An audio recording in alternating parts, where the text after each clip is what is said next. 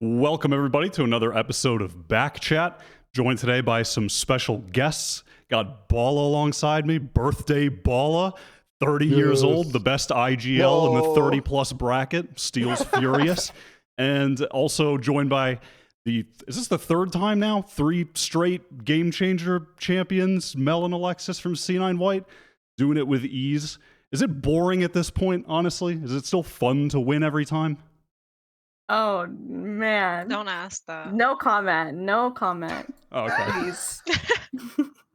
Okay, so we'll assume it was exciting and rewarding. And is that why you have? I mean, at this point, well, we have a hard cutoff. You have to go at 12, and I'm assuming that's at this point because meL, you're taking the money, you're going to the Mercedes-Benz dealership. You got to go at 12. Get a new car. It's out of control. I'm picking up my cash money from the Cloud9 charity, actually, in which Wyatt donates 20K to every 3 months. I'm just gonna go over there. That's crazy. That is Thank you, hilarious. Riot Games. The Gamechangers is just a charity to Cloud9 White. It's perfect because they really need it. So going into the event, what is the expectation at this point? Like, is it pretty much confirmed in your minds that you're far and away the best team at the moment? Is that how you feel when you approach it? Yeah, pretty much. I think the expectation more so is like to make the gap smaller for other teams. Like win by more every time. Gotcha. And then Yeah, exactly. It's like our goal is just pretty much like not to drop a map and make them really decisive. That's pretty much like the goal at this point because we know we're going to win. It's just a matter of like making more of a statement. Because I don't even think we really scrim the same teams at this point. What do you mean by that? Like that you scrim like higher level partners, or what are you saying? I think so, just because we've been playing in like a different tournaments, we just run into different people and we just set up scrims with those people. We don't even have to run into other people to scrim them. I just mean that we're kind of more in like the public eye, so teams know like, okay, we have footage of this team that we can see that we think we can scrim them and they're good practice. Like Yeah. our coach has like a majority of the people added in the scene because he adds people for all our scrims because all of our friends lists are full at this point. I literally cannot add any more people because of everyone I've added for scrims. It's actually sad, but he gets everyone added, and we don't really see them scrim people that we know personally. So I think even on like a practice level, we don't scrim the same teams. That Gotcha. I feel like that would kind of hurt in some instances when you go into Game Changers because you're not playing those teams. You're not playing like at all the meta that Game Changers are playing because maybe they're playing all each other and you guys are like out here somewhere. I feel like that could catch you by surprise at sometimes, or maybe didn't you even think like about you're caught that. slacking. I didn't Well, even think about they that play in actually. the other like smaller like Sakura Cup tournaments, and then our coaches anti-strat them and watch all their games for us, that we don't have to play in those. Um, so it's not like we don't know what they're doing. Basically, like we still know. Yeah. Gotcha. So what you guys have 2 coaches and you have a manager, right? Like you're pretty. C9 has put a lot behind the project. Like what do those guys provide? What do they do exactly? Dream and Moonchopper. Honestly, they provide so much and they're both very different like in their own way. Dream is like the head coach. He's like he keeps us kind of like all in check. Like he has like a really good structure for how practice is laid out and he makes sure like we're all getting like the one-on-one time that we need. Because sometimes like people go on like their own with the coaches and just one-on-one watch a VOD. And he like assigns us like homework and stuff like that tailored to like our own needs. And he'll have like it's like a worksheet. It's like going to school. I'm not even joking. Like it'll be like, okay, Lexi, I need you to watch this Phoenix VOD from Sick when you play Ascent, yada yada, Masters, blah blah blah. Here are some questions: util usage, positioning, post plant, flashes. You need to work on crosshair placement, cross spray transfers, like everything, the whole thing, dude. And it's like a whole like document. And he's just really good at keeping us in check in terms of like work ethic. Moon does something really similar, but he's more of like the analyst, so he looks like really deeply into like the game, the meta, and like pretty much he keeps us like in the meta and makes sure it's like our micro mistakes are getting cleaned up as well. Mm. He's listed on like VLR as like a performance coach. So I thought he was like a mental coach, like Really? MPX Yeah, he's a assigning and stuff. performance coach. Performance coach. Moon is? Yeah, That's interesting. I don't even know what that means. Do they wait? So he has Alexis. He has you watching Sick VODs. Is that true? Oh, Sick and Scream, yeah. I feel vindicated because mentally when I watch the games, I'm like, Alexis is the sick of C9 White. I feel like a fucking genius right now. So I guess maybe getting a bit more into the actual tournament itself. I mean, you mentioned you wanted to win by, or I guess rather the goal being just win by as much as you can, be dominant in the tournament.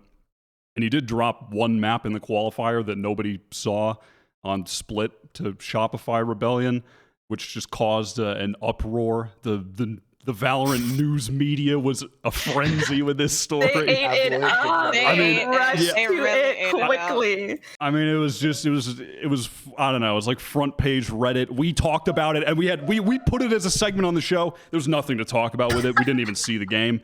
It was on CNN. It was ridiculous. I saw it everywhere. But what happened here?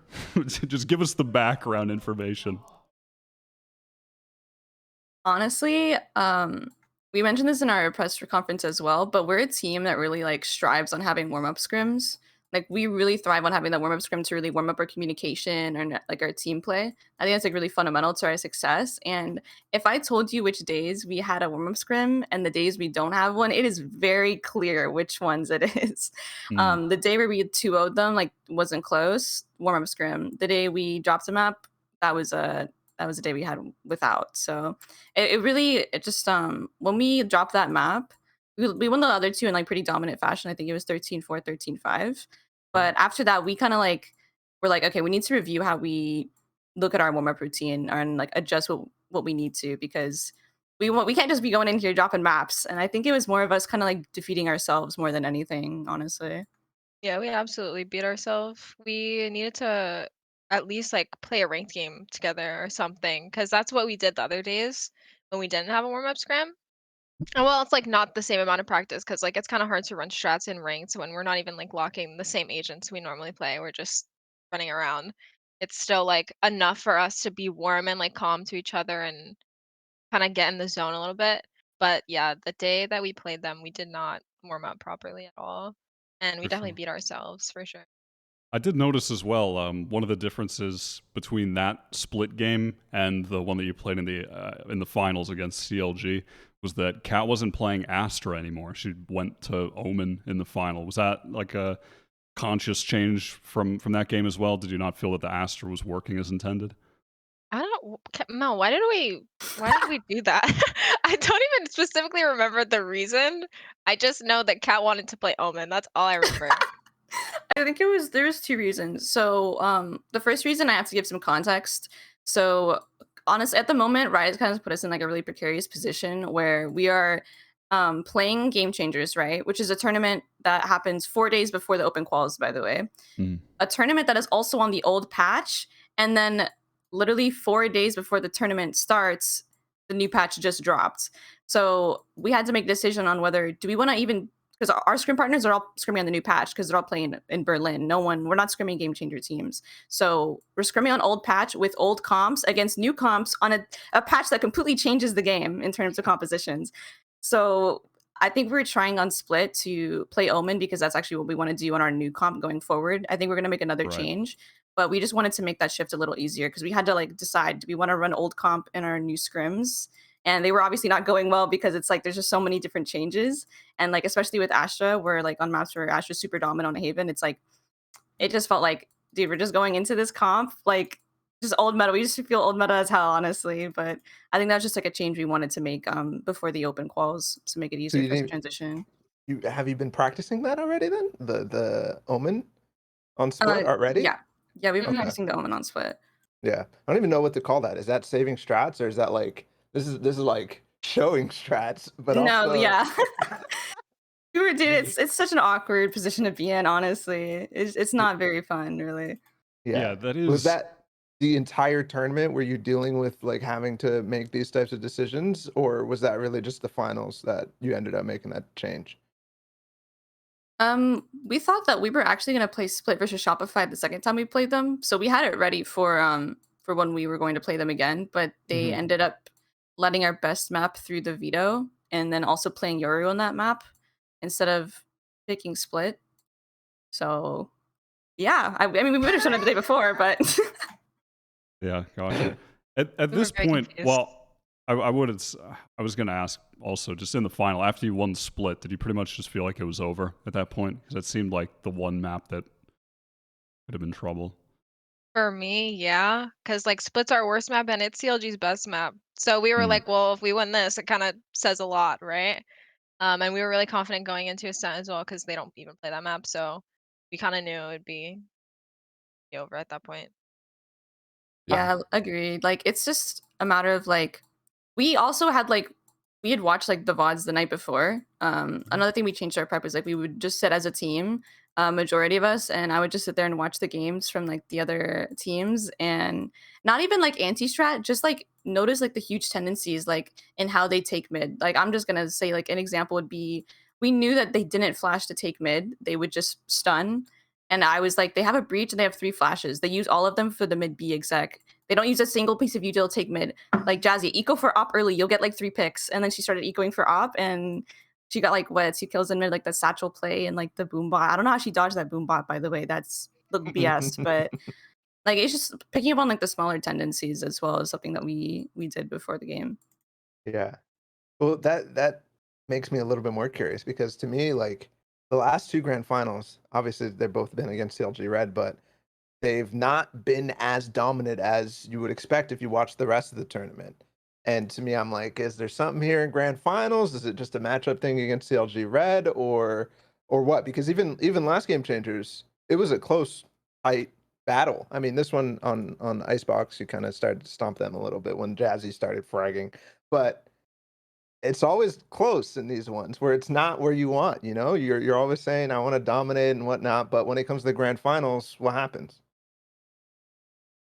And I that's f- like go ahead, you got this. I was just gonna say, I don't know if this even exactly answers the question, but I feel like the first game is just always close.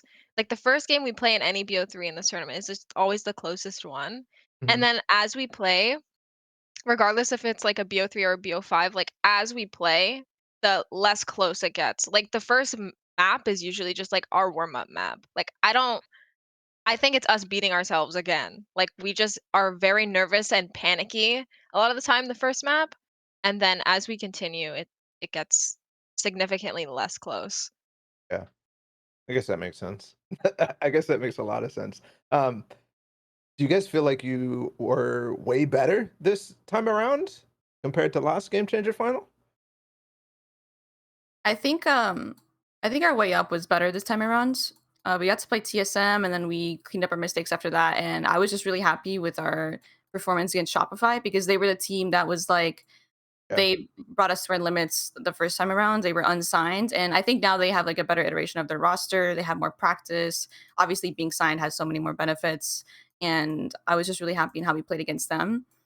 But in the grand finals, I do wish we made it closer because watching the VOD, I was like, man, like, I really do feel like we're beating ourselves again here. Like, we knew the game plan going into it. Like, defense should have been like a 12-0 in my opinion. It was like 9-3.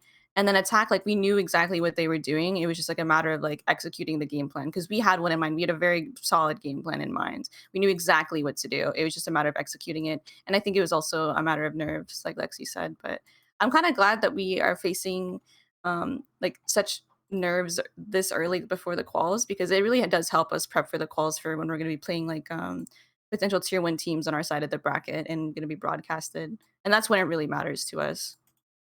Yeah, definitely. So I mean that sounds to me like then the real goal still lies within VCT itself. The Game Changers is just it's an additional tournament to win, but your main focus is you're trying to make it through to the challenger quals and go through that, right? 100%. Yeah. That's Exactly. our main goal. Gotcha. Is that? I mean, I had seen there was you had done an interview I think it was post Game Changers, where you had spoken on the other teams in Game Changers not participating in as many outside tournaments, or not even outside tournaments, just participating in VCT being the main one, getting the practice there. What is the reason for that at the moment? Why is that the case? I'm not honestly like entirely sure. I think these teams want like I don't know, maybe it's a bit of like perfectionism because I can relate to that. Maybe I'm just projecting hard here, but maybe these teams just want to be like, we want to be well prepped and we don't want to like embarrass ourselves or like get humiliated like playing in the open quals or open tournaments. And I'm not even saying that to trash them. Like I know that feeling, you know, me, Lexi, everyone on the team. Ever since the conception of this team, we've gone into like the 30 bomb get like qualifiers early like summer last year. We went to every single open qual and we've got stomped before. Like it's not like a secret, and we've lost heavily before. We've had some pretty bad losses and we've always just bounced back from that, and we take those as kind of like a blessing because we can see what we did wrong, and like we just need to take that and go forward. And maybe these teams are kind of like nervous in that they don't want to fail, right? It's a lot easier not to fail in these Sakura Cups with $1,000 on the line and you're an org's assigned team, you know what I mean? Not as much pressure. But in the open quals, you're like open to like the entire community's like fury if you lose, or there's so many people watching because a lot of people do just watch just to hate watch, honestly, some of our Yeah. games. And I'm sure they could relate to that as well. So I think it's just a matter of not wanting to fail publicly because I know these teams, they can do like I'm playing them and I could feel like the potential of them like upsetting a team or playing well in VCT. I think they just need to get in there, and I think a couple of teams have signed up since then, since the press conference. So I'm happy to Yeah. see that. How have you Call 'em guys out.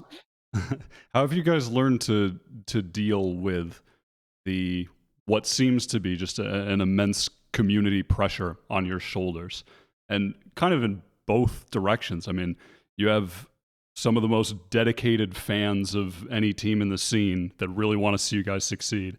But you also have, just dedicated hate watchers of the games. How have you learned to deal with the pressure from that?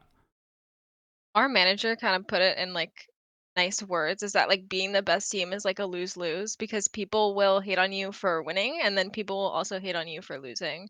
Because there's literally people when we play in Game Changers or like these women's events, there's people in the chat that are like, they should not be allowed to play in this. Like, get them out. Like, they should not be allowed. And then when we play in these open tournaments and we get first rounded, they're like, well, they're awful. Like, they don't deserve to play in these tournaments either. And we're just like, okay, well, what would you like us to do? So I think over time we have just kind of gotten to the mindset of like, just don't read Reddit. Like, just don't read it. Like people are gonna say stuff regardless of what we do or what we accomplish. So there's really no point in even engaging. It almost Yeah. feels like sometimes the stuff that I see after open quals is so drastically different to like when 100 Thieves goes out in the second round. Oh And my Yeah. Oh my god. god. Yes, Yeah. dude. I was literally gonna say that. Like, no one is constantly like, oh, do you remember when 100 Thieves lost to Copenhagen and like on like no one's constantly like holding that over their heads, dude. Like move on. The team's moved on already. Like I don't think people understand like the team's reaction to that kind of thing. Like obviously team like they are their biggest critic, dude. You will never be more of a critic than the team itself. They were constantly trying to improve, so of course they're going to be their biggest critic. So whatever you say is not something like you're not adding to the conversation really. But for us, I think it's a matter of like shifting the mentality of like, oh, like we're gonna play and all these people are gonna watch us fail and they want us to like they're playing on our downfall, like literally. But just shifting that focus to like we're playing for ourselves and we're playing for the fans. We don't play for the people that hate us. Like they can watch if they want, but we don't play for them. Nothing we do is for them. So not even giving the validation of like us acknowledging them, I think is enough. yeah, I feel like there's also like a weird position in these open qualifiers where there are a lot of people who want to watch you, not hate watch, but just genuinely want to watch you and root for you. And you almost never get that opportunity when it comes to the open quals because of how the broadcast works and how the observing streams work. So like I was like really, really trying to watch the game you guys played against Sonics, but that wasn't broadcasted. Oh, And because of that, that tilted me so hard. I don't yeah, understand same. what the fuck. I mean, not even just go on, Ball. I can't believe that didn't get streamed. No, I was I losing mean my mind. genuinely that was like Sonic's first like Yeah. North American challenge or Dude. whatever Yeah. you could say. And my point is basically that the fans or just anybody who's keeping track isn't able to watch the close games. You guys brought them to overtime. It was what, 13-11 that you ended up losing? I mean, the first Dude, map you Yeah. wasn't should have close. won. Oh my god. I wish you guys could watch that game. That was such a good game. I mean, SM was a blowout, go next. But if we won bind, I was so confident on the third map. I was ready, dude. And Like, I think that also goes into the like, where did nerves of getting first rounded even come from? Like, we don't even get first rounded in the open quals. Yeah. I feel like we have like, if you look at our open qual history, like the teams we're losing against is like Slimy Boogerman, Xset, Sonics, like the people that go It's on to have always like the a people deep that go run, so dude. far, I yeah. swear, especially Slimy Boogerman. People are like, dude, oh my god, lol, losing to Slimy Boogerman. Like, do y'all not know the people on these teams? Like, No, these are they all don't. like former MTL players. Like, literally, like, what are y'all? Y'all talk about like god tier scouting. It takes like one brain cell to know who these people are. It takes like one brain cell of research. Yeah, And it's like people do that it team and they're is like, good. whoa, Slimy Boogerman's insane. Like, yeah, no shit, dude. Everyone knows that except for you. But Yeah. anyway, these teams make such deep runs and we're always like the teams that like drop to them. And it's like our last like barrier is like getting into like the round of 32 or round of 16 in these calls. Definitely. I mean, you've had a number of good wins throughout the history, I guess, of C9 White, however you want to put it. Like, I remember you beat United in a BO3, like a solid tier 2 team. I mean, notably, you rolled Renegades that one time. And that was another time where it was like just infinite articles being written. And I remember the crazy drama videos meL trash talks Renegades. Yes. That's so silly. Oh my god. And I mean, I can't remember every single win. But then at the same time, I know like, or even recently, I remember in the one nursery, like you beat On the Way. But then you'll lose to teams in the same kind of the same caliber. Like I'm trying to think of, I can't remember who you lost to in the nursery. Was it Brimstone Gaming? Just like other good tier 2 teams though. Yeah. My point I'm getting to is, what have you not been able to replicate in those wins against teams of that caliber that has kept you from doing it with consistency? I'm not like entirely sure either. That's something we're also trying to figure out. And I think it's just a matter of like our consistency, like in our performance, like in the server. Obviously, it's kind of like self prophecy. Like I'm kind of just answering the, like in a circle. But no, like really it comes down to like we play so much more cohesive and better when we're playing a tier 1 team or a team that we know is like really good. I don't know what it is that like activates, but like we just switch on and we play like our peak is when we play against teams like that, when we perceive the other team to be like a tier 1 team. And we just need to switch that on when we're playing like any team, really. I don't know what it is. Like I feel like we play to like the level of our opponent, but a little lower if we play against like these tier 2 teams. And it's like these guys are good. I'm not even trashing them whatsoever. I think it's literally just like a mental thing. Like we just need to like switch on and stay at our peak when we're playing these teams. Because we're like losing like Basilisk, we're losing to Brimstone Gaming. I forget. I think we forget the last team we Forge. lost to. Yeah, bring up the stats, Kurt. Bring them up. Yeah, it sorry. was Brimstone. Am I allowed to say that? Yes. All right. Yes, please do That's it. Well, I fine. don't think we've had a guest, Command like, our actually, producer. like command our producer. That is epic. Sorry, continue. You were talking about the sore loss, I think. And it's these games are also like they're mostly so close. Like our Basilisk one, I think I remember so vividly because we're on a Haven and it was so close. We were so confident we were going to bring that game back and it was like 11-13. I think we're just like right on the edge of hitting that next step. 10-13. Well, one round off, but I feel like we're just so close to hitting that next step. And the confidence we've got from like Gamechangers and really figuring out what works for us in a tournament setting is really going to help us perform better in this next one. I'm curious about your answer, Alexis, for this as well, because I often think that the IGL differs in opinion many times. So is it the same type of thing that you think? Yeah, I think she put it pretty well. Like we definitely played to the level of our opponents. And like for example, the last Gamechangers, we did that so much that we actually had to like recover afterwards, where we had to like re go over like Oh playing yeah. fundamentally. Like we played very bad in the last Gamechangers. We still won, but we played so sloppy that it was like embarrassing that we were not playing disciplined at all. And the problem is like we just play to the level of our opponents, like we don't give them respect and we lose our fundamentals. And so after that, we had to kind of like basically like relearn everything that we lost from playing in that tournament. So then this time around, we kind of were like, no, we are not doing that again because it was a while that it took us to recover from that. We were like, no, we are playing completely disciplined and you're getting yelled at if you don't. That's Dream talking to us. telling us like, no, you guys are 13-0ing. I don't care. You're gonna get fined. Not actually, but he put it in our heads. Jack is he's gonna get Jack to fine you. That's crazy. Yeah, he's gonna fine us. So yeah, I think our current problem is just like playing to love our opponents, and if we think that they're not like a tier 1 team, then we'll play worse. I don't know what the reasoning is. It's just a mental thing, I think. Yeah, sure. At this point, then, what do you feel like a very like a genuine, realistic goal for your team in 2021 is right now?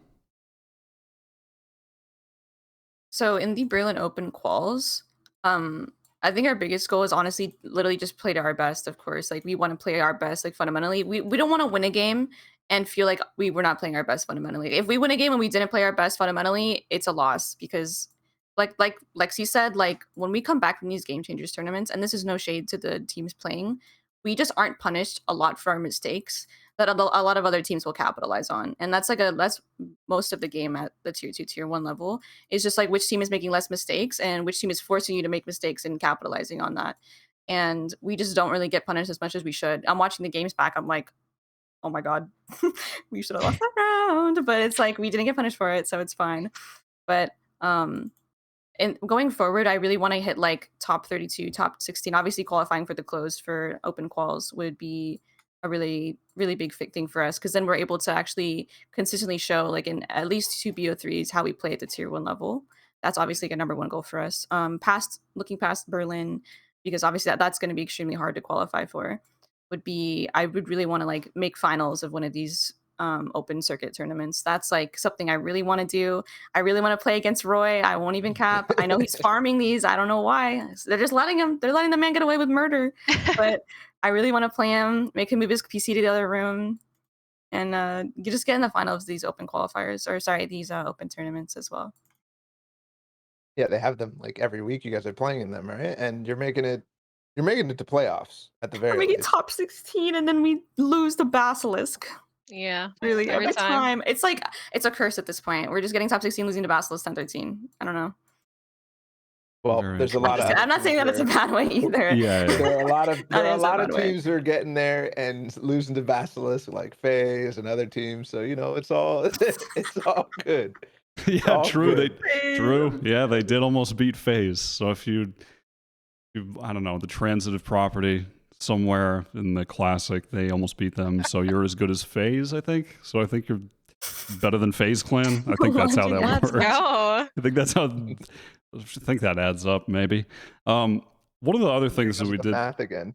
Yeah, one of the other things we kind of wanted to get into, and I know a lot of people are talking about because it's just been a hot topic since the dawn of Valorant. A lot in part due to Dapper is the shooting of bodies, the teabagging, the BM. And this seems to be this is a new look for C9 White. And I guess people I don't know. There are certainly people who get very passionate about this topic, perhaps too passionate, given that it's, you're competing in a video game and you're spraying a body. A digital body. but it does seem like in your case, it feels like it's just something that everybody just kind of, maybe not everybody, but like people on your team just decided to start doing, because I don't think you guys were doing it before. What is there any reason, is there any thought behind this? Is it just something to lighten the mood at the end of the day? Like keep people laughing and keep the environment light and fun while you're playing? 100%. And I think the reason we weren't doing it before is because it's like open qualifiers for this tournament. Like, we're not gonna shoot some random team's body that just ranked up from gold. Like, why would we do that? Like, That what would is be the so That would be- mean. like that's mean. bullying. Like that's literally Yeah. bullying. Like we're not gonna do that. And like if you qualified for the main event, like I feel like everything goes. Like whatever, I'll shoot your body. It doesn't matter. And there was legitimately people like very angry, like typing in chat, like mad. And I just type mad over pixels. Like you're mad over pixels in a video game. Like I don't care. I really don't care. Like if you're mad, like I know that our mental fortitude is just so much stronger than y'all's. Like that we won the mental battle already. If you're mad about it, honestly, just shoot us back. Like just do it. Dude, when COG shot our bodies back, I was so happy, dude. I was like, yes, shoot our bodies, do it, just do it, bag us, do it. It's literally just pixels, dude. Like people type whole paragraphs, but I'm like just pressing. My one neuron is going on. It's like going online. I'm pressing control on my keyboard. I don't know. Like you're using 20 One neurons, I'm using synapse one. firing. Like what is going on right now, Mel? Like, you literally found crouch again to just debug people. That's messed up. That's actually messed up.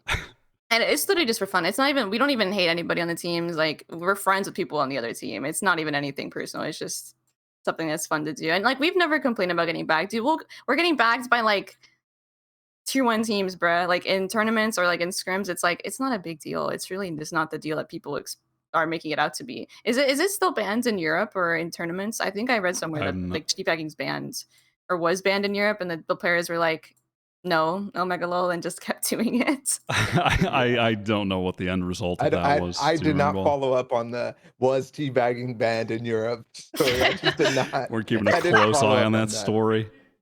This was so quickly. How did you pull this up, dude? Wow. No, dude. There's no Live way chat this guy production knows what we're hits gonna talk different. about. It's so Yep. different. If you're not a member, welcome to member right now for Kurt. Thank you very much. Oh, I like that subtitle. It was just players did not follow that rule for long. Okay. Well, yeah, I guess that answers the question. That one did not particularly last. It's not just like it's not just in-game like stuff either. I feel like every single Game Changers or between Game Changers or something, Dream, your coach is getting into some shit on Twitter. He's like clipping something or he's taking a screenshot, posting it on Reddit, laughing at some other team who's like, what's it? To me, it's like very, very lighthearted, like banter. But Would you people even take call that it that? shit serious. No, not even well, banter. Yeah, I would call it banter. I think it's banter. I wouldn't really call it BM or shit talking really, but apparently it rubs some nerves. People get mad about just a winky face. Yeah. He didn't even say anything. He just posted a screenshot. A winky face. Literally a winky face with 8. So like, what do you guys think when you see the other teams like legit getting upset about just some light banter? I don't know. Maybe they consider it not light banter. Maybe they actually think that. I don't know. What do you guys think when you see this stuff? Because this is the second time to me that Dream has incited a lot of people to hate him on social media. I will say he does not care. Can I swear? Is that I can do that here? Oh, he does not give one fuck. Like he's the type of person that just doesn't give a fuck. Really, he's the type of person. He's an argumentative person, opinionated person, but he does not give a fuck. Like he will argue with you about something that he's passionate about any fucking day of the week, and he does not care what people think. Like if he's gonna post that, he just know that he doesn't care what people are gonna say, and he's not gonna sit there and cry about it. And I think. Like I'm looking at that. When I saw the Reddit post, I'm not really I don't care enough to make a tweet about it.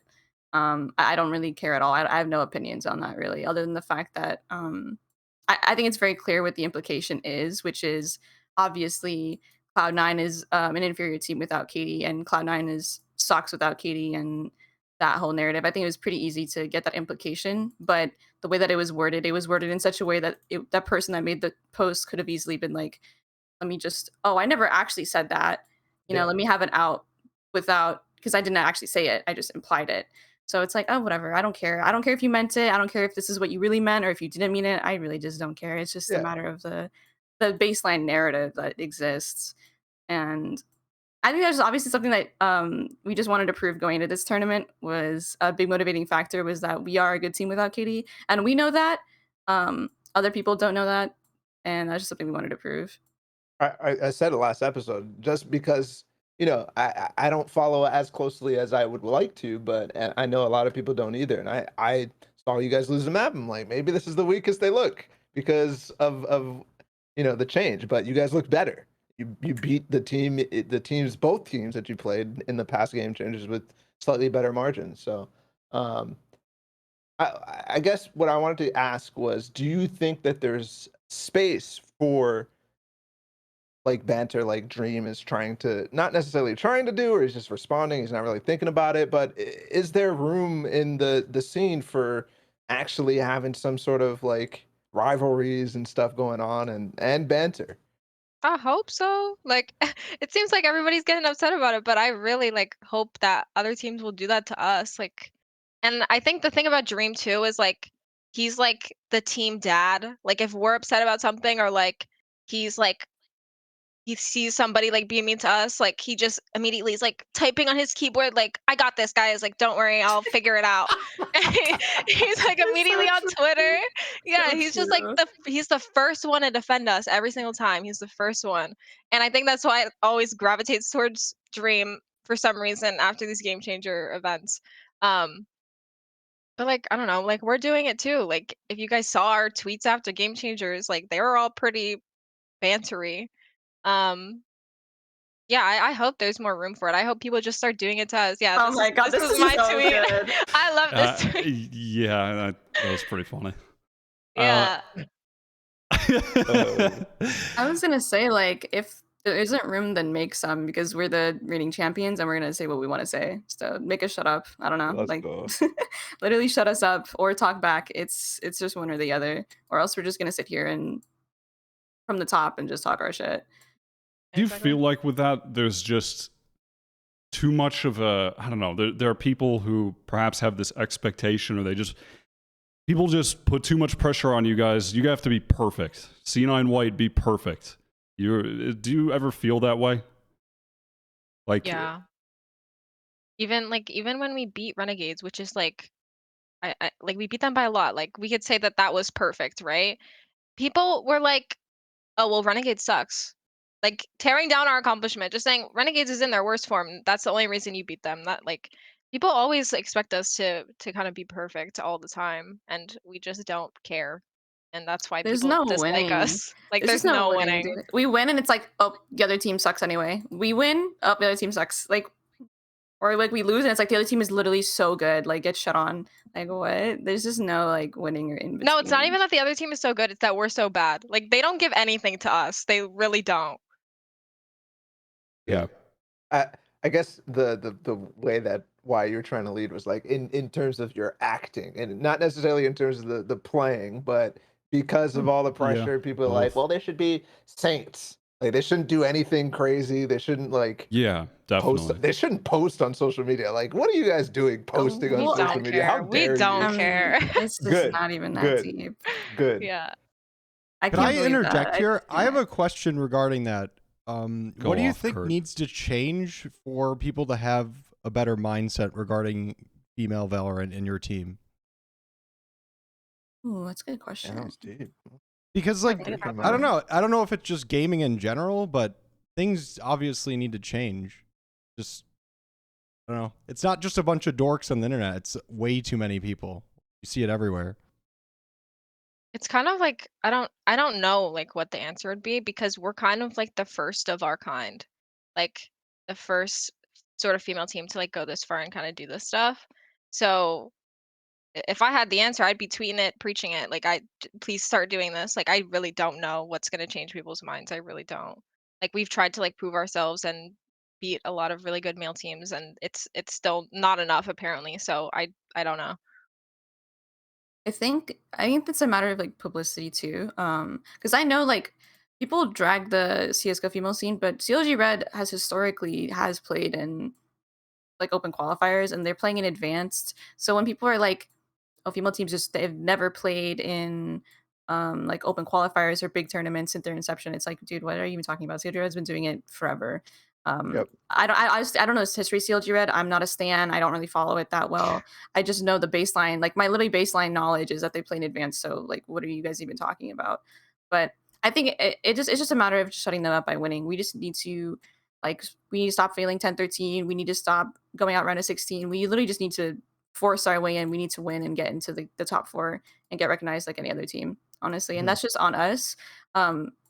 And I think also it comes down to the fact that we are like I think the most public or most seen female team. I think I would say. I don't know how to word this, but Yeah, the most I think known. you guys know what I'm. Yeah, most known Yeah. like of like all time so far. I don't know if that's a reach. I think That's not. the ones before that has like they've been infamous. Like I know Team Sirens is infamous in popularity, but not like in a positive way. I don't really know League too much. I just know that it didn't go very well. Yeah, I'd say for sure in a short period of time, because to me, like I've known CLG Red like my entire competitive history, back to 1.6. Like the ladies on GX3 now, used to play on the former iteration of that team, and they always had headlines with 3-time, oh, it was like 5-time ESWC champions and stuff like that. So like, it's always been that, but it's always only been one team at a time, which I think is the thing that I feel like is changing in Valorant right now. With you guys, with other teams that hopefully are going to be playing in the open qualifier, and the fact that you guys are actually like somewhat having to go through a challenge in a form of a tournament, makes it seem that there's going to be more, which hasn't happened. That for sure hasn't really happened. There hasn't been many different, like there was Dig and CLG at a time in CSGO. But there's two. You guys are filling a bracket. Like Gamechangers 1 had 16 teams in the open qualifier. This one had 32 in the Doubled, open yeah. qualifier. So it's like doubling from whatever, and there's a lot of orgs making investments and whatnot.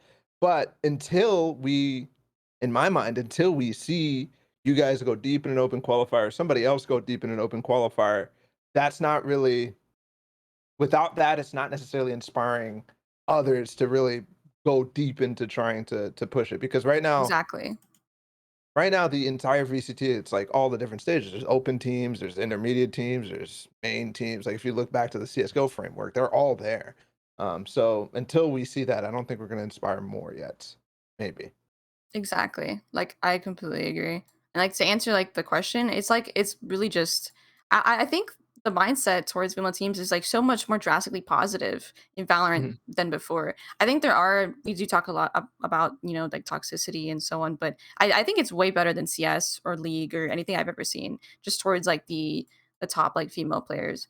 So it's just a matter of both. Like we need to start like really pulling up these upsets, which I'm really looking forward to in the VCT open quals, and it's also just a matter of like us like raising awareness that we're not just like paycheck stealers. I think there's like kind of like a narrative that exists that has always existed through time where it's like, oh, these people are paycheck stealers. I feel like that is really rooted in like misogyny. I don't think Oh my that's god, true that whatsoever. is just the dumbest thing I've ever heard in my life. Yeah, I know. I think a Yeah. lot of it is rooted in insecurity and misogyny.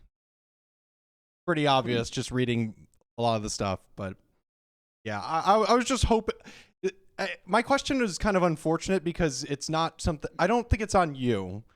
It's up to the community, and I agree that the Valorant community, especially compared to CS, is much more inviting towards women. But I'm hoping the future is a little bit brighter in the scene because you guys deserve to be legitimized. You guys are the best female team in the world.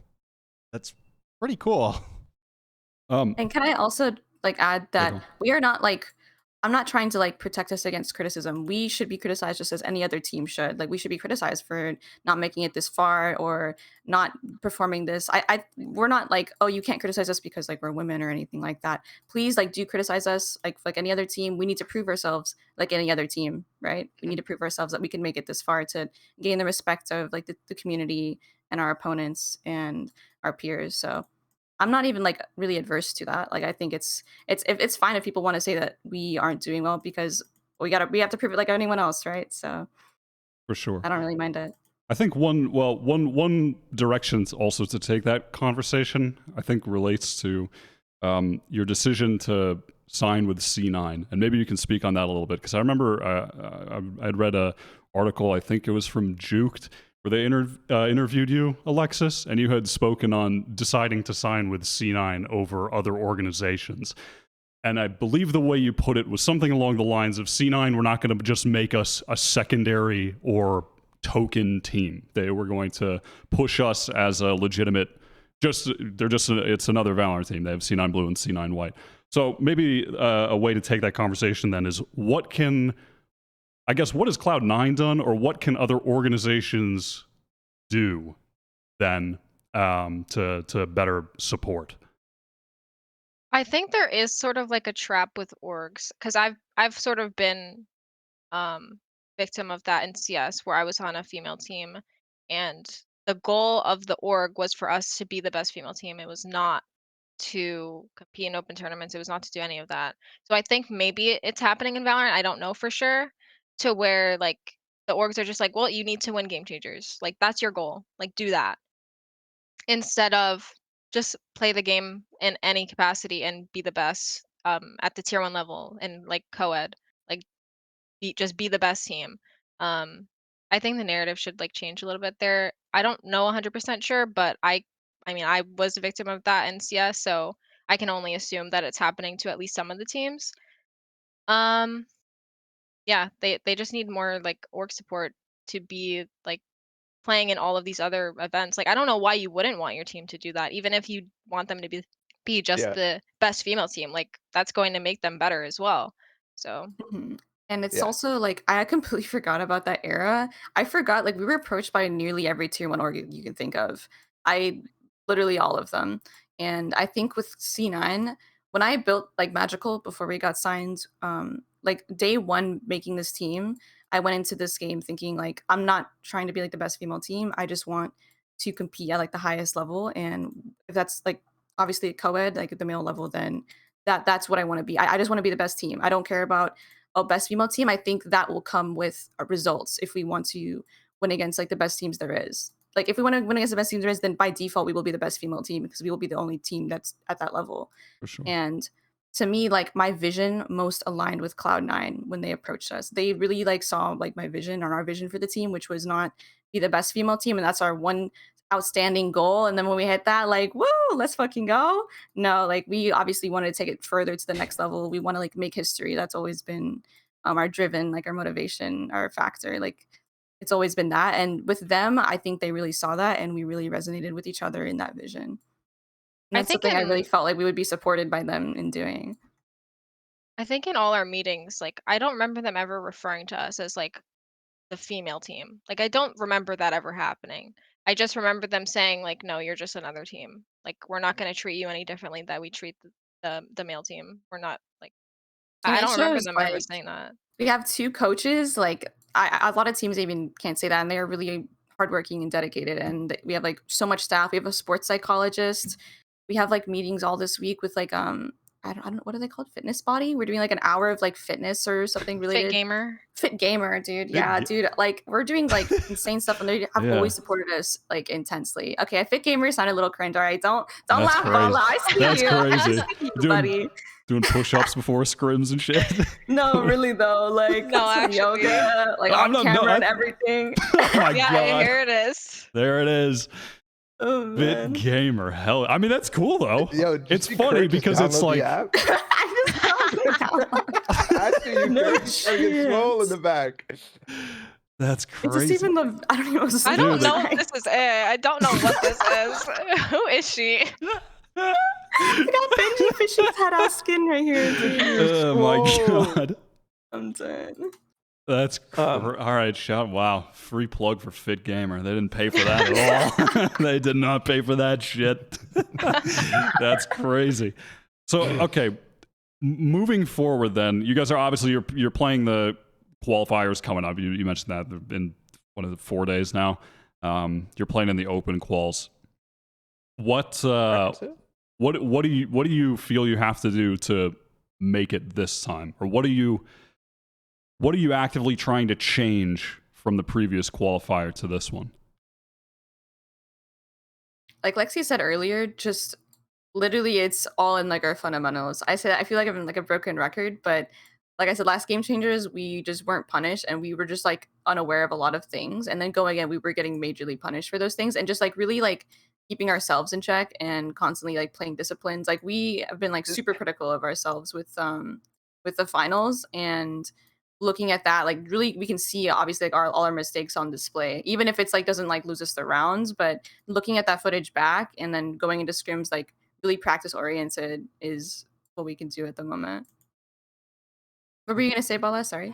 I want to see if there's like anything very specific that like like obviously mistakes and whatever, you want to play your fundamentals, and I know you're already getting a little frustrated because you're repeating that, but like how does, because this is something I struggled with my entire career as well, how do you instill fundamentals outside of just let's just grind the same thing again? Because that seems like so redundant and it's not really like a solution. I've never been able to articulate the solutions past what you're doing, and that's why it's like people might be looking at me like, oh well, she's just repeating the same thing, but in reality that's like the only thing that you kind of can do. Or has there been, I don't know, revelations or something that makes it so that you guys double peak together all the time or something like that?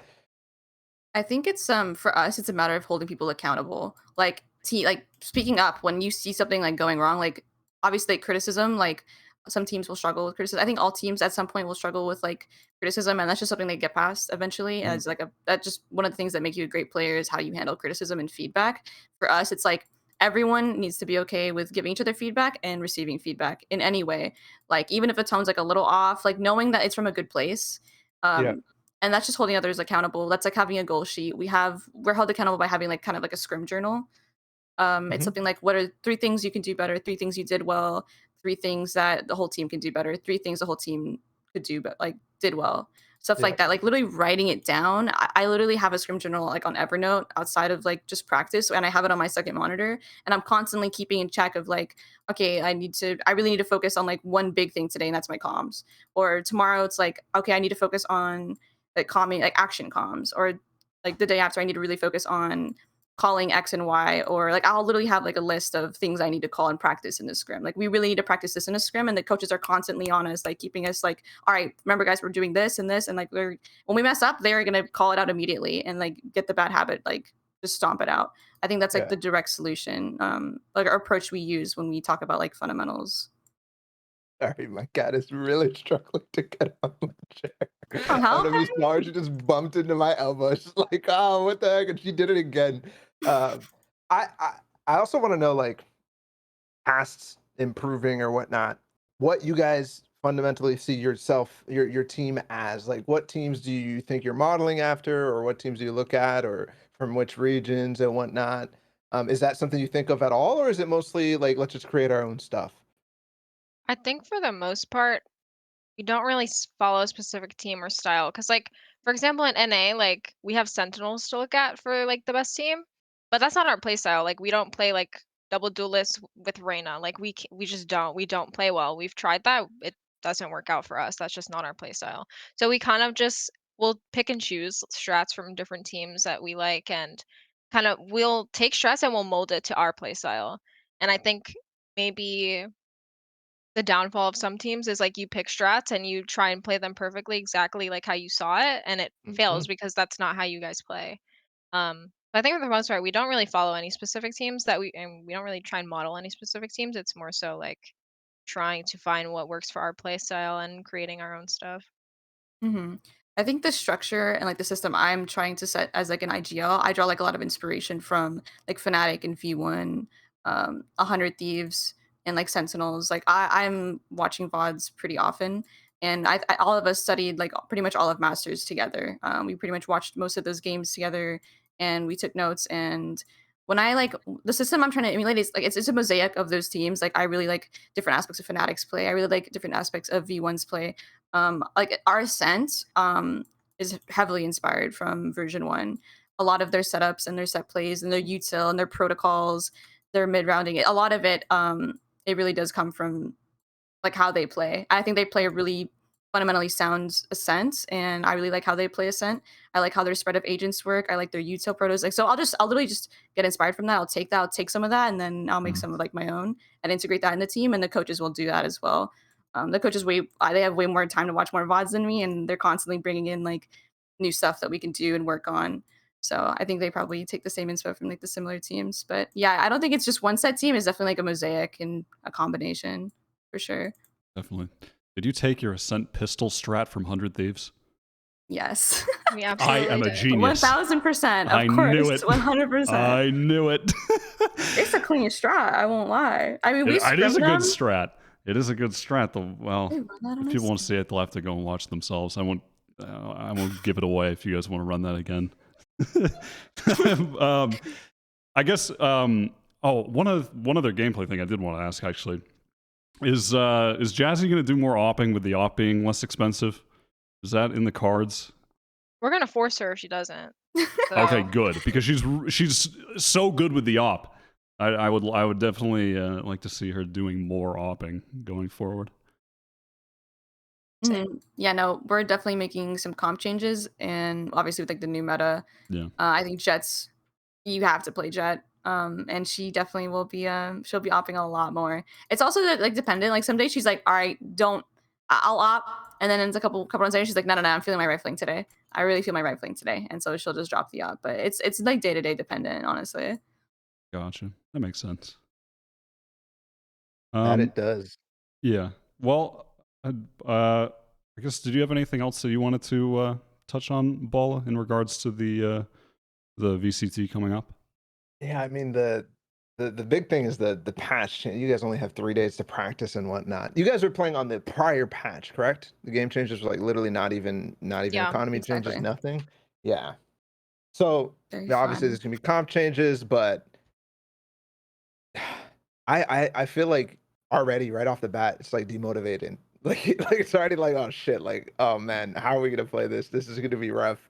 Is there a world where because of Gamechangers, and I'm assuming this is gonna happen again, just the schedules type of stuff working against you guys, just because I don't think that there's that much time in the schedule for anything to be run without having to run into issues like this. So how do you approach these situations in the future so that you guys become the meta masters, where you can just be like, okay, well, we're playing old patch, we already learned this stuff, we're starting to practice new patch, and we're just as caught up as everybody else? Is that possible, or is it straight up impossible because of how the game works?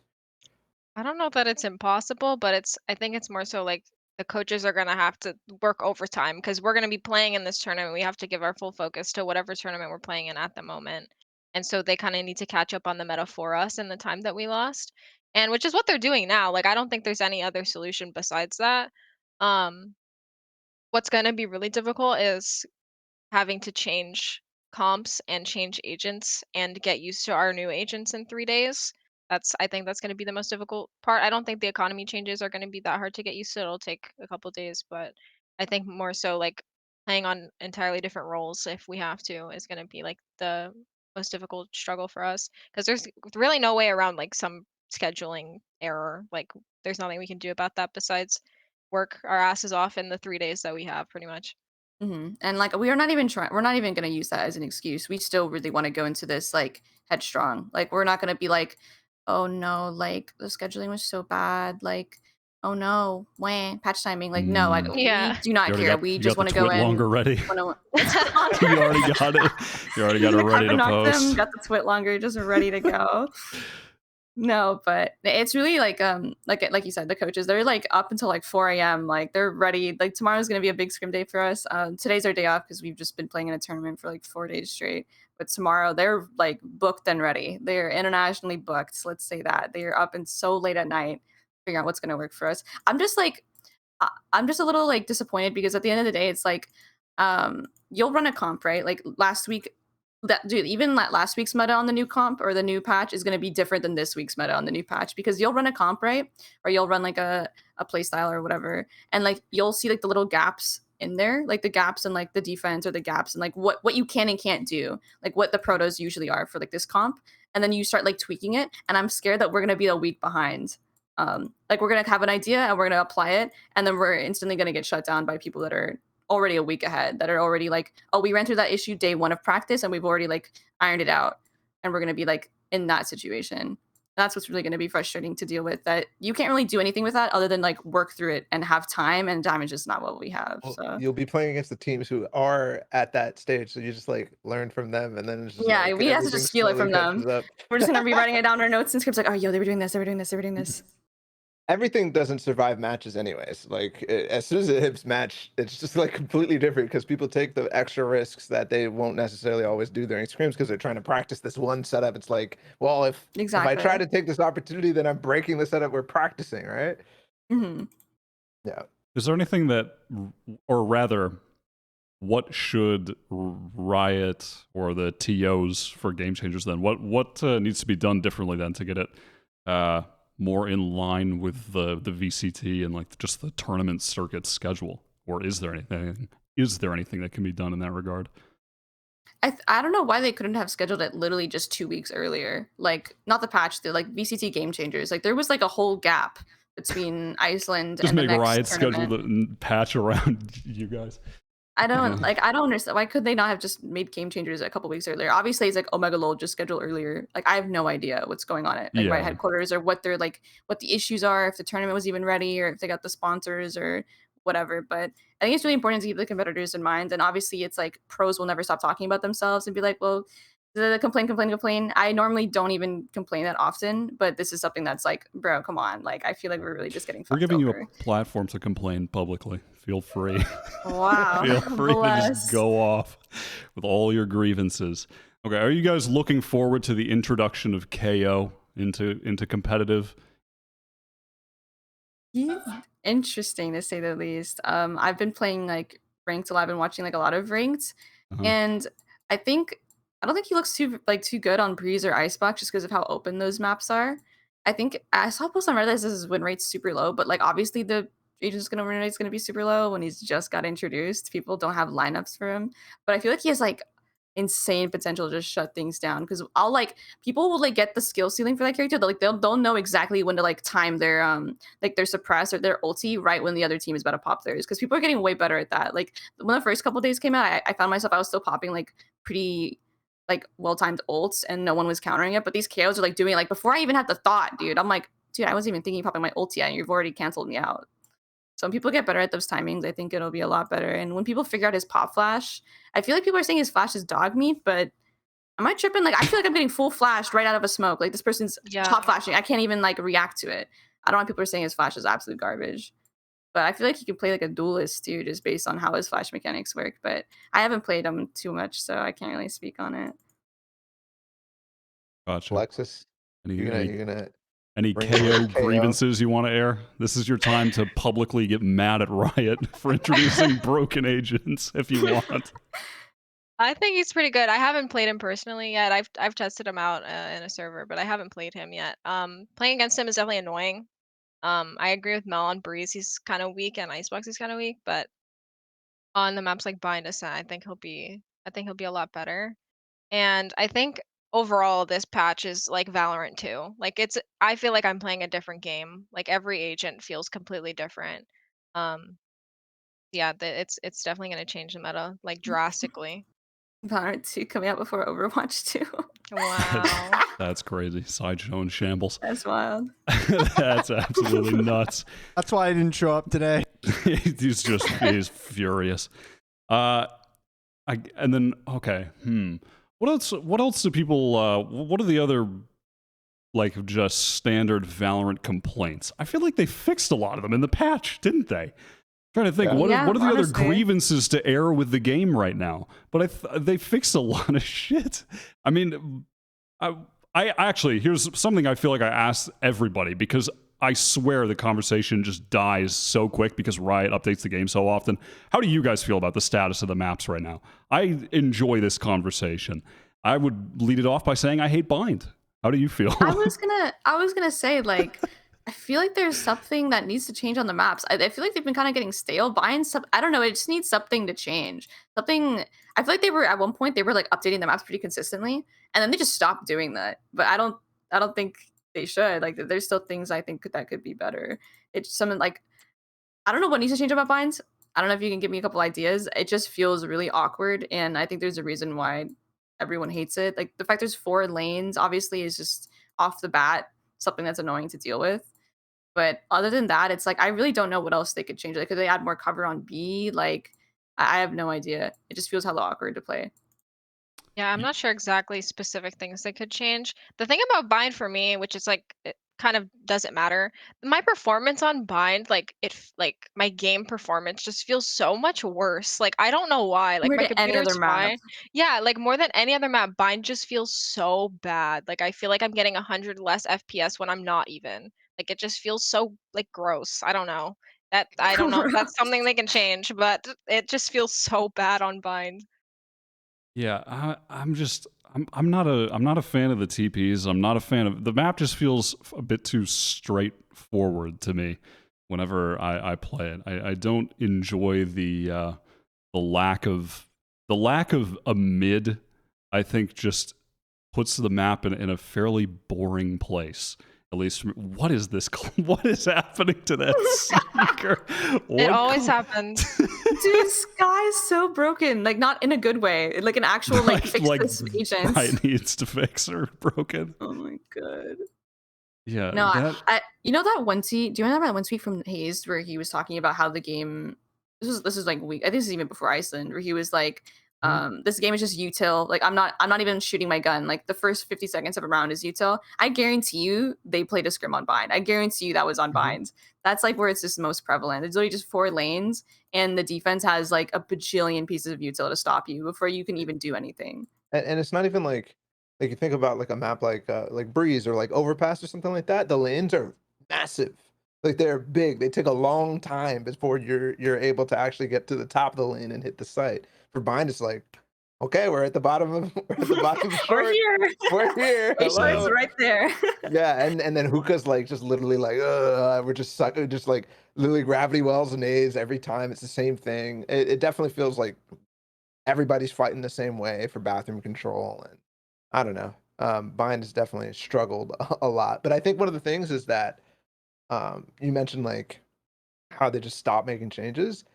There was a point in time where they're like, we are accelerating our map development schedule so that we can get to 7 maps. And ever since then, that was like right after Split, like new Split came out. And then ever since then, it's been dry. It's because I think they're working on the new map to get to 7 map pool as fast as possible. Because right now the situation is effed. Yeah. That would make the most sense. In open qualifiers, you guys just, if you're a lower seed, you just get screwed in the map vetoes. I don't know how that's going to go. That's going to be interesting. Have you thought about that at all? The 6 map pool situation? Not really too much. It's something that we discuss with the coaches before like every tournament. We aren't really too pressed about it. It's like one of the things we don't really like talk about too much. Not like like publicly. I mean, like we don't. I personally I haven't complained about it before. Although I know it is like a pressing matter. It's just a matter of like, well, I can't really do anything about it. I'm just waiting for them to Yeah. release a 7 map. So it's like I I have mean nothing to more complain in like about. how you play it. Like I'm not asking you to complain like Wyatt over here. I'm asking you like, oh, what do you is Air there out anything you have Riot. to think Let 'em about when when you have to go up against a disadvantaged veto situation potentially where you might be forced to play one of your I don't know if it's permabans. No, you always get to ban a map, but you might be forced to play a map that you're not necessarily as comfortable on. We had to like fluctuate between how we approach vetoes like twice before. At first, we were messing with the idea of having a permaban, just straight up like let's just ban a map no matter what, our least comfortable map. And then it's like, well, we don't want to. We still want to have the ability to like. We weren't completely comfortable with that because we wanted to be able to ban the other best team's map sometimes just on a whim. Like it wouldn't have to be every time, but just every so on. And that was just a matter of us like expanding our map pool. And that was just something we really had to address. Like, okay, guys, we cannot just ban this map forever till the end of time. Although it like at the time when we made that decision, a lot of the tier 1 teams, if you notice, like a lot of them had a permaban, but we wanted to have the flexibility of in case obviously in case we were like lower seed or something just didn't go our way, we just didn't want to have like that set like veto structure. So we had to like do a bit of changes, and it's a constant discussion that's constantly evolving because we have like different vetoes every tournament. It's different. Like literally VCT, they changed it. Like I think I think I remember we were looking at the rule book. Dream was so mad. He was looking at the rule book like the night before the quals, and he's like, "This has 5 maps. There's 6." I was like, "Are you sure?" And he's like, "No. Okay, look, ban, pick. Wait, yeah, there's only 5 maps here. They haven't even changed it." And I was like, "Oh no, Dream's about to get big mad." And he went and he instantly was like, "Guys, what? The rule book only has 5 maps. You guys need to change this." So it's like that's changed, and then they changed it to like some weird veto format where it was like, okay, so for Gamechangers, the last map is just going to be decided by community vote. Yes. Everyone's just gonna decide like this map is They Just didn't rank wait. the maps. Hold the fuck up. Well, I think they changed it. They changed it's the it same since as then. what it is the main event. I think it was right. So basically, all the teams like rank their Oh, maps. I Is thought you that meant correct? community vote, like they're gonna do like a Twitch No. chat poll. All right, guys, play No, I was Breeze like- again. I was trolling a bit. I was Let's trolling play a bit. Breeze and see what happens in the grand finals. That's what I thought you meant. They were just gonna have the actual Valorant community just decide. That would have been sick. That's a good And then idea, they honestly. changed that, so I'll have to look into it again just to double check because I don't even know anymore at this point. There's just so many different vetoes we've gone through in the past 2-3 weeks alone. Yeah, it is. I mean, yeah, it is a weird time in regards to that. Adapt or die. Apparently. Yeah. Are you I don't know if looking forward to is the right string of words.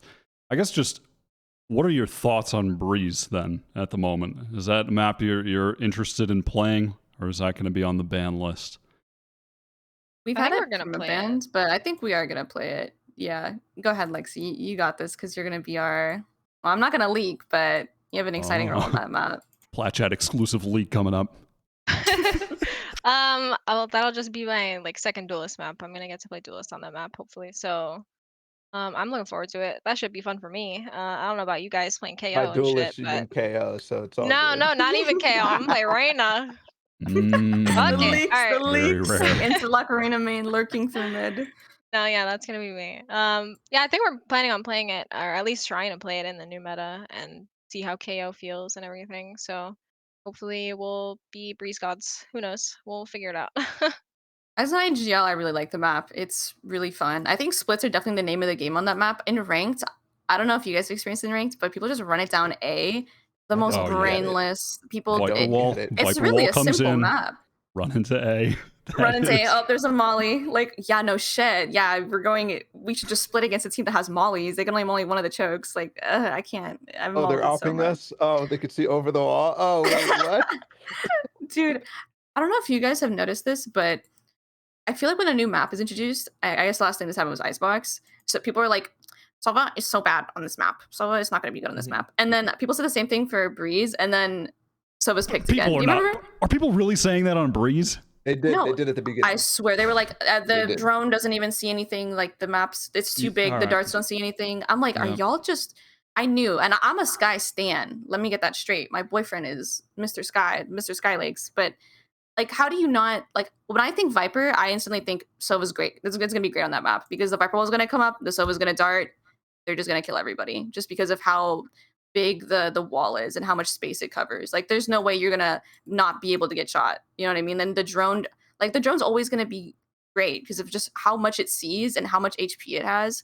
Is just honestly, it's just stupid. He's always gonna be relevant. I feel like they need to make tweaks to him before.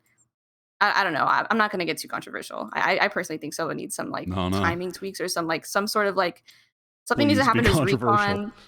But it's I don't know. Every What do time you mean by- Breeze is He got nerfed by 5 seconds on his recon bolt. Like, what are you talking about? Like, Yeah, it's ult and no, A I mean charge the now. actual like pulses, like reduce the pulses or like make it pulse faster or the drone tag, like make that pulse like for a shorter amount of time. Like those like cooldowns or that timing, I feel like could be tweaked a little bit.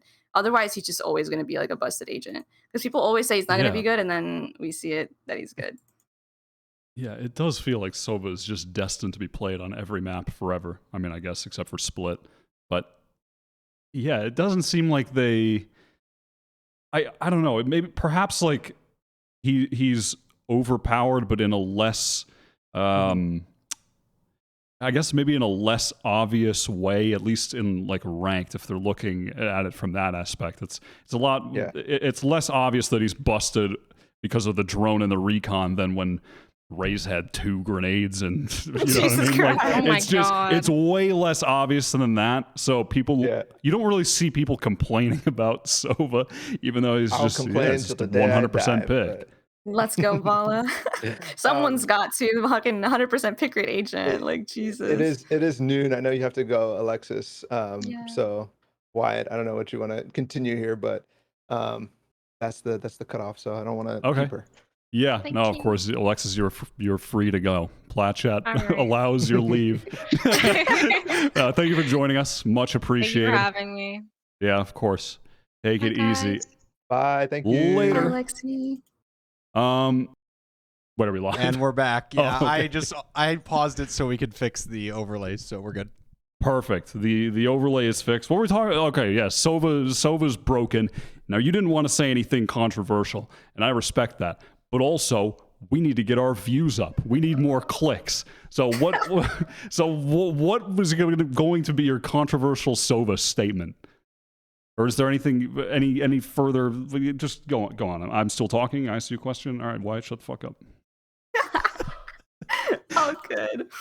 Like I don't know what it is. I think something needs to change with like the pulses. It's really something related to like the pulses of like the recon and the pulses of the drone.